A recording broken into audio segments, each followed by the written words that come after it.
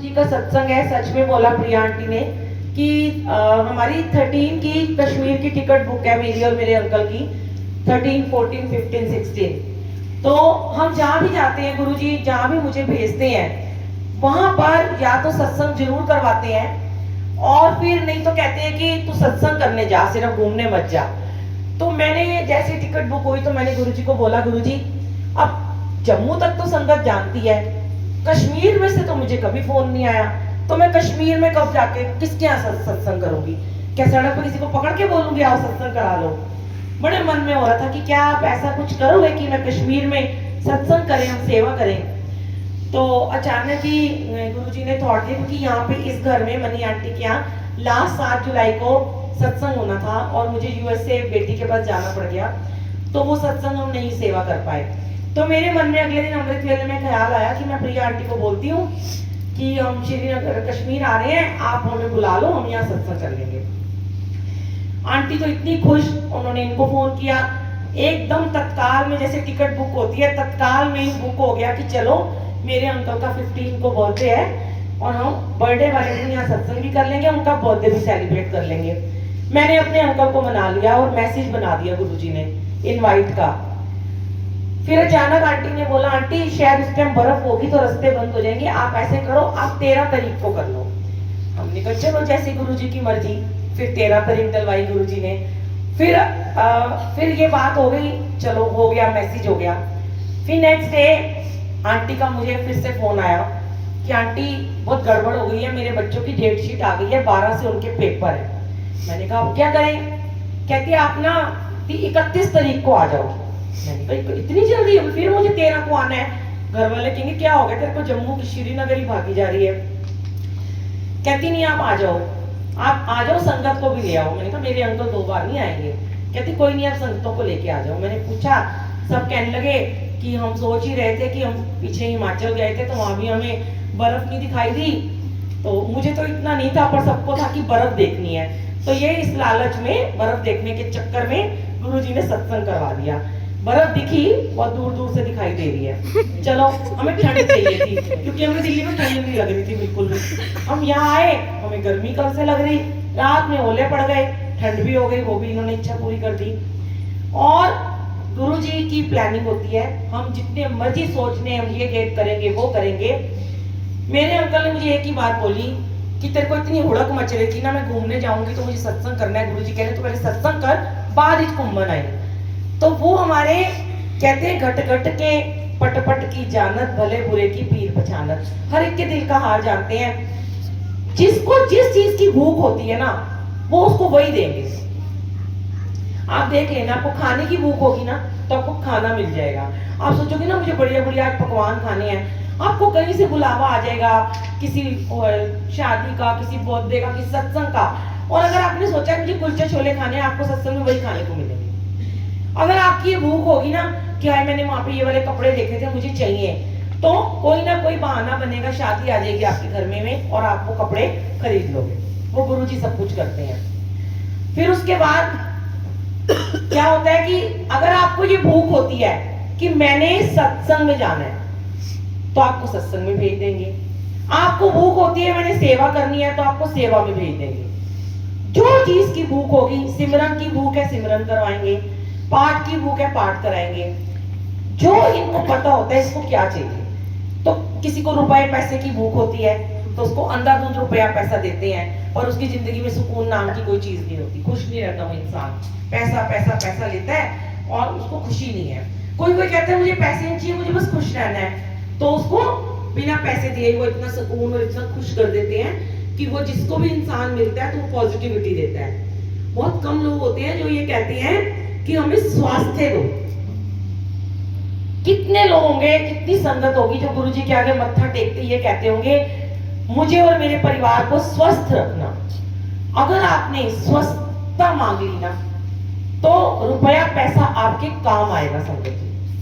अगर आप स्वस्थ ही नहीं हो, बीमार हो, अंधाधुंध पैसे, रोज हॉस्पिटल में जा रहे हो, रोज ड्रिप लग रही है, रोज एम्बुलेंस के धक्के खा रहे हो, तो वो पैसा किस काम का नहीं है। तो अगर आप स्वस्थ रहोगे तो आप खुश रहोगे, खुश रहोगे तो पॉजिटिव रहोगे, पॉजिटिव रहोगे तो कनेक्शन बनेगा अपने गुरुजी के साथ। अब बड़े बड़े लोग कहते हैं मेरा कनेक्शन नहीं बनता। आपसे कैसे गुरुजी बातें करते हैं, टेलीपैथी कैसे होती है, क्या होती है? तो उनको यही बताते हैं कि कनेक्शन बनाने के लिए सबसे पहले आप अपना सरेंडर कर दो इनको, अपने मन की मत चलाओ। मैं आज ही किसी के फोन में देख रही थी, एक नाम नहीं शेयर करूंगी, कि वो दरबार की मुझे दिखा रहे थे, फोटो पिक दिखा रहे थे, तो उसमें दरबार के गद्दी के ऊपर ही बहुत सारे फूल फेंके हुए थे। तो मैंने बोला कि ये क्या है? तो उन्होंने कहा कोई आंटियां आती हैं और वो फूल गद्दी पे फेंक देती हैं। बहुत छोटी छोटी बातें हैं जो गुरुजी हमारे थ्रू कहीं कहीं गांव में, कहां शहरों में, विदेश में, कहां दिल्ली से बाहर, दिल्ली में भेजते हैं और वो शेयर कराते हैं। ये छोटी छोटी बातें आपको लगता है कि ये कोई बहुत बड़ी बात है, क्या हो गया? पर आपके आने से पहले संगत जी, गुरुजी महाराज ध्यान में बैठे होते हैं। आप लोग और हम इतने नाशुक्र हैं कि हमारा तो ध्यान ही नहीं लगता, क्योंकि हमारा ध्यान इतना विचलित रहता है। हम इधर उधर घर परिवार, नौकरी, बिजनेस, मेट्स, पति, बच्चे, ड्यूटीज है ना, ये सब में रहता है। पर अगर हमारा ध्यान परमात्मा की तरफ होता है तब गुरुजी महाराज हमें वो ब्लेस करते हैं। और उनका वो ध्यान में बैठे हैं, आपके आने से पहले उन्होंने आप सबकी दवाई तैयार कर दी आज। उनको पता था ये मैसेज कब आपके पास गया, उस दिन से उन्होंने ये सारी संगत के नाम डिसाइड कर लिए। कहीं आप ये मत सोचना आप अपनी मर्जी से आए हो, ये मत सोचना इन आंटी ने आपको बुलाया है, ये मत सोचना मेरी वजह से आए हो। आपको गुरुजी महाराज ने बुलाया, उनका हुक्म था तो आप आए हो। अगर उनका हुक्म नहीं होता, इस दरवाजे के अंदर जहां गद्दी लगती है ना, जैसे हम दिल्ली से आए, चाहे हम 15 घंटे लगा के आए, चाहे हम 20 घंटे, चाहे 10 घंटे, लेकिन अगर जहां सत्संग होना है, अगर हुक्म नहीं है, उस दरवाजे से हमें वापस लौट जाना पड़ेगा। घर से फोन आ जाएगा, कुछ इमरजेंसी हो गई, कुछ मिस हैपनिंग हो गई है, चलो जी नहीं कर सकते सेवा उनके हुक्म के बिना। और उस हुक्म के साथ ही आप इस दरबार के अंदर आते हो। पर जब दरबार में आ जाते हो तो कितना आप लोगों का ध्यान भटकता है। मैं आज भी देख रही थी 50% जो संगत थी ना, क्योंकि मुझे तो गुरुजी पीछे खड़ा कर देते हैं और दिखाते रहते हैं सबके नजारे, क्योंकि अब उस अवस्था से ऊपर पहुंचा दिया उन्होंने। पहले हमें भी नहीं समझ आती थी, अब उन्होंने इतना सिखाया रोज की सेवा में भेज के। कोई कभी किस कमरे में फोन का यूज कर रहा है छुप छुप के, कोई किधर कर रहा है, कोई हंस रहा है, कोई बातें कर रहा है। क्यों आप लोगों का ध्यान परमात्मा की तरफ नहीं है? फिर क्यों कहते हो कि हमसे गुरुजी बात नहीं करते हैं? फिर क्यों कहते हो हमारी टेलीपैथी नहीं होती है? हमें क्यों नहीं आंसर देते गुरुजी? अगर मैं हर रोज अपने सत्संग में, अभी भी देख लो फोन बज रहे हैं, कितनी बार आपको कहते हैं चप्पल उतारने के साथ फोन स्विच ऑफ, साइलेंट भी नहीं होना। अगर साइलेंट पे है ना तो आदत होती है थोड़ी थोड़ी देर में देखना किसका व्हाट्सएप आया, किसी की कॉल तो नहीं आई है, तो ध्यान नहीं है ना। इसका मतलब ध्यान तो फोन में है। आजकल गुरुजी रोज ये बात कहवा रहे हैं कि किसी भी संगत से, इतनी 150-150 संगत में ये पूछा जाए कि पहला या दूसरा भजन या गुरबानी कौन सी चली थी, तो किसी को याद नहीं होगा ही नहीं याद, क्योंकि ध्यान नहीं है। अगर ध्यान है तो आपको टिप्स पे याद होगा आज कितने भजन चले थे और कितनी गुरबानियां चली थी और कौन सी व्याख्या चली थी और आखिरी शुक्राना कौन सा था और उससे पहले क्या था। जैसे क्लास में टीचर पूछती है ना, खड़े हो जाओ बताओ क्या चला था, क्या तुमने सुना।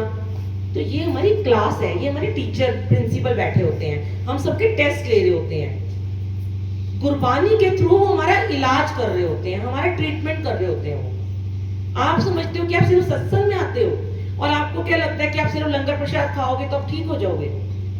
ये लंगर प्रसाद भी फायदा तब करेगा जब आप समय से आओगे। समय में सत्संग का समय 5 बजे है, तो 5 बजे से पहले आना है आपको, ताकि आप गुरुजी महाराज की जोत जगने पे खड़े होके उनका स्वागत कर सको। ये नहीं गुरुजी आपका स्वागत कर रहे हैं। और जहां आपको सेवादार बिठाए बैठ जाओ। काफी संगत थी जो बैठ गई थी, कुछ थे जो नहीं मुझे तो यहीं बैठते हैं। अरे एक बात बताओ, क्या सिर्फ गुरुजी यहाँ थोड़ा ना बैठे हुए हैं? अब जो उस कमरे में आंटियां बैठी हैं, क्या गुरुजी उनको ब्लेस नहीं कर रहे होंगे? सबसे ज्यादा उनको ब्लेस कर रहे होंगे जिनको गुरुजी दिखाई नहीं दे रहे, क्योंकि अगर वो डिसिप्लिन में थी तो 100 में से 100 नंबर उनको मिलेंगे। और अगर आप गुरु की गद्दी के सामने बैठ के बातें कर रहे हो तो आपके माइनस जाएंगे ही जाएंगे, याद रखना। क्योंकि आपको गुरुजी नहीं दिख रहे, पर गुरुजी को तो आप सब दिखाई दे रहे हो, अंतर्यामी है वो तो उसको भी देख रहे हैं जो किचन में खड़ा है, वो तो उसको भी देख रहे हैं जो चप्पल की सेवा कर रहा है, वो तो उसको भी देख रहे हैं जो वॉशरूम की सेवा करता है बड़े मंदिर में। उनको तो मत्था टेकने का टाइम भी नहीं मिलता, तो क्या गुरुजी उनको ब्लेस नहीं करते? हमारा एक ही कर्तव्य होना चाहिए संगत जी, कि हमें कुछ भी अगर करना है ना, हमें अपने मालिक के लिए करना है, हमें सिर्फ उनको दिखाना है, हमें दुनिया को दिखावा नहीं करना। दिखावा क्या करना है? वो मुझे देख रहा है कि नहीं देख रहा। अब लाइट्स हम ऑफ कर देते हैं, कई लोग बोलते हैं आंटी लाइट्स क्यों ऑफ कर देते हो? परिवार के लोग उठ के लाइटें जला देते हैं। अरे अगर तुमने सेवादार को बुलाया है, समझो क्यों करी है लाइटों, क्योंकि आप रिश्तेदारों को मत देखो इधर उधर एक दूसरे को, कौन मेरी सहेली आई, कौन आज आया, कौन नहीं आया, उसको बुलाया था वो क्या पहन के आया, वो उसने क्या पहना। हम कभी भी गुरु जी को ध्यान से नहीं देखते कि आज उन्होंने क्या पहना हुआ है। उनकी रंगोली में नजर, एक नजर में कहते हैं पारखी नजर, जैसे गुरु जी की है ना, संगत की भी होनी चाहिए कि आपने जैसे ही मत्था टेका, आपकी एक नजर में आपको पता होना चाहिए कौन सा चोला लगा था, चाहे आपको उधर बिठा दिया, रंगोली में कौन कौन से कलर के फूल लगे थे। कितने खुश हो जाएंगे भगवान, आपको पता है, क्योंकि आपने उनको देखा। पर आपका ध्यान तो रहता है होस्ट कहाँ है, जिसने हमें बुलाया वो नहीं दिखाई दे रहा। अरे उसको तो शक्ल दिखा दे, हम आए थे। ये सब वहां अच्छा लगता है जब क्रिया विरिया पे जाते हैं, यहाँ हम दिखाते हैं कि अरे देख लो हमारी शक्ल, हम भी आए हाजिरी लगाने। सत्संग में नहीं ये सब होता, सत्संग में सिर्फ भगवान को खुश करना है। जिस दिन आपने प्रसन्न कर लिया अपने प्रभु को, उस दिन प्रभु आपसे इतने प्रसन्न हो जाएंगे ना कि फिर जो मांगे ठाकुर अपने ते सोई सोई देवे। नानक दास मुख दे जो बोले, यह हुआ सच होवे। पता है इसका मतलब सबको ना, कि जो मांगे ठाकुर अपने ते, जो मांगोगे सोई सोई देवे, हर सोई सोई हर चीज आपको देंगे। नानक दास मुख दे जो बोले, मतलब नानक ने कहा कि जो सिमरन में बैठता है, जो मेरी भक्ति में बैठता है, तत्पर होके तल्लीन होके बैठता है, तो फिर मैं उसको वो भी देता हूं जो उसकी किस्मत में नहीं था। नानक दास मुख दे, तो उसके मुंह पे, उसके मुख पे सरस्वती विराजमान हो जाती है। फिर वो अनजाने में भी किसी को दुआ देगा ना तो उसको लग जाएगी, देखना। बद्दुआ तो देनी ही नहीं है ना, दुश्मन को भी नहीं देनी है। कोई किसी को आप पसंद नहीं करते ना, उसके लिए भी बुरा नहीं सोचना। अगर आपको कोई पसंद नहीं है, मत सोचो उसके लिए बुरा। अच्छा नहीं ना सोच सकते, बुरा मत सोचो। बैठे हैं भगवान, इनके आगे अपना दिल खोल दिया करो। कई बार सत्संग में होता है, कोई एक आंटी ऐसी होती है, अंकल होते हैं जिनसे हम बात ही नहीं करते हैं, और गुरुजी उनको हमारे साथ ही बिठा देते हैं। आपको क्या बताओ, गुरु ना जाने किस रूप में नारायण मिल जाए, गुरु आके बैठ गया आपके बगल में, और आप तो उसे अपना दुश्मन ही मान रहे थे। पूरे 2 घंटे आपको नेगेटिव थॉट आते रहे। अरे मालिक, क्या कर्म मैंने बुरे किए थे, इसको ही मेरे साथ लाके बिठा दिया, जिसको मैं बिल्कुल पसंद नहीं करता। शुक्राना करो उस समय भी, वाह गुरुजी, शायद आज आपने इसको मेरे साथ बिठाया है, आज हमारी दोनों की फिर से बच जाएगी, आज हम फिर मिल जाएंगे। हम तो पुराने जानकार हैं। चलो आज मैं आपसे ये अरदास करती हूँ या करता हूँ, इसको आज माफ कर दो आप, और मुझे भी माफ कर दो, और उसके लिए ब्लेसिंग मांगो। सच कहती हूँ मैं, ये मेरे खुद के एक्सपीरियंस है। अपने दुश्मन के लिए पहले ब्लेसिंग मांग लेना। 5 गुड न्यूज आपको घर जाते ही मिलेंगी, देखना, करके देख लेना एक बार। हर एक का कोई ना कोई दुश्मन होता है, चाहे दरानी जिठानी, सास नंद को, ये पड़ोसी वड़ोसी, सास, सबसे गुस्सा हो जाते हैं, पति से गुस्सा हो जाते हैं। पर उसके लिए ब्लेसिंग मांग लो। जिसने मेरे साथ बुरा किया, माफ कर दो आज इसको। मैं आपके दरबार में ये कहती हूँ, मुझे बाद में देना, पहले इसको दे देना मालिक। फिर देखना वारे न्यारे ना हो जाए तो कहना, होंगे जरूर होंगे। और शुक्राना किया करो, अनंतम शुक्राना किया करो कि हमें आज ये घड़ियां बख्शी हैं मालिक ने। माना आपके यहाँ सत्संग होते होंगे, रोज होते होंगे, नहीं होते होंगे, या कैसे भी, पर आपने कितना अच्छा, याद होगा किसी को जिसने ध्यान से सुना है कि वो शब्द कितना सुंदर था कि कई जन्म बिछड़े थे माधो, ये जन्म तुम्हारे लेखे, ए जन्म तुम्हारे लेखे। 84 लाख काटने के बाद महाशिव खुद विराजमान होके इस कलयुग में गद्दी लगा के हमें दर्शन देने हमारे घर आते हैं और घर वालों के साथ जिसको भी वो बुलाते हैं सबको दर्शन देते हैं। तो इस कलयुग में भगवान का मिल जाना कोई छोटी बात नहीं है संगत जी, बहुत बड़ी बात है। अभी नहीं समझेंगे, वो समझेंगे जब हमारे बच्चों के बच्चे उनकी पीढ़ियां दर पीढ़ियां आएंगी तो वो कहेंगी अरे हमारी नानी दादियां परदादियां देखो गुरुजी के जमाने में पैदा हुई थी, भगवान के जमाने में पैदा हुई थी, जैसे गुरु नानक के जमाने के लोग थे। आज जीते जी गुरुजी कहते हैं कदर कर लो, पर हम नहीं करते हैं। इनकी कदर कर लो, आप इनकी कदर कर लोगे ना